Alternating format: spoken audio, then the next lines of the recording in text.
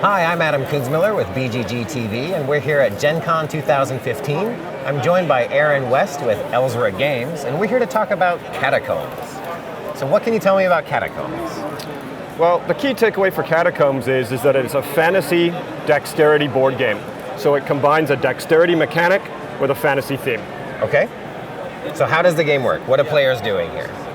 So it supports up to 5 players, and you're able to work cooperatively together to explore a dungeon, hopefully get to the end with your party of heroes, and then defeat the big bad, so to speak, the Catacomb Lord. And this is one of those games where it's kind of a party versus, the evil dungeon master, right? That's exactly correct, yeah. It's a cooperative game. So the heroes, the players playing the heroes will be working together to defeat what we call the Overseer or Dungeon Lord. Yeah, that's correct. Yep. Okay. Can you give me an example of how this works? What do we do on on a turn? Okay, so everything is tracked on your player mat here, and you'll have a health track here, okay, and you'll have your hero cards arranged on that mat, and that hero card explains what your heroes can do. Let's move it out of the way. So, for example, if we had this hero, which happens to be the wizard, and there's a corresponding card for him, the main thing you're always doing is really just flicking your piece.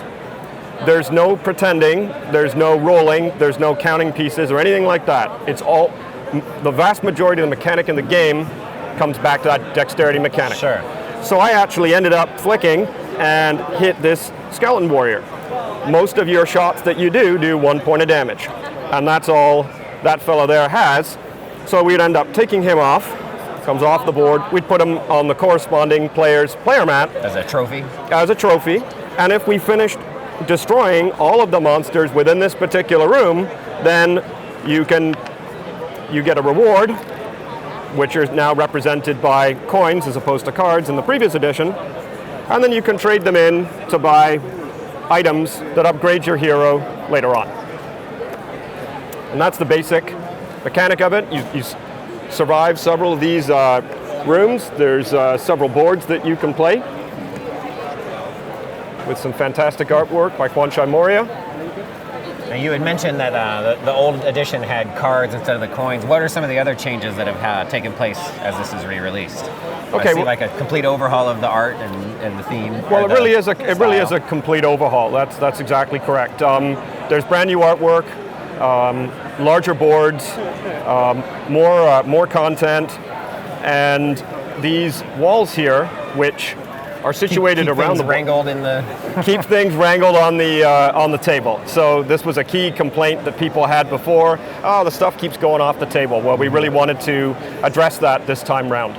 So the key takeaway is more of everything, and we listened to the fans, and there's a number of enhancements that came out of the Kickstarter that were the direct result of the fans' input to the design process, which we're very, very happy about.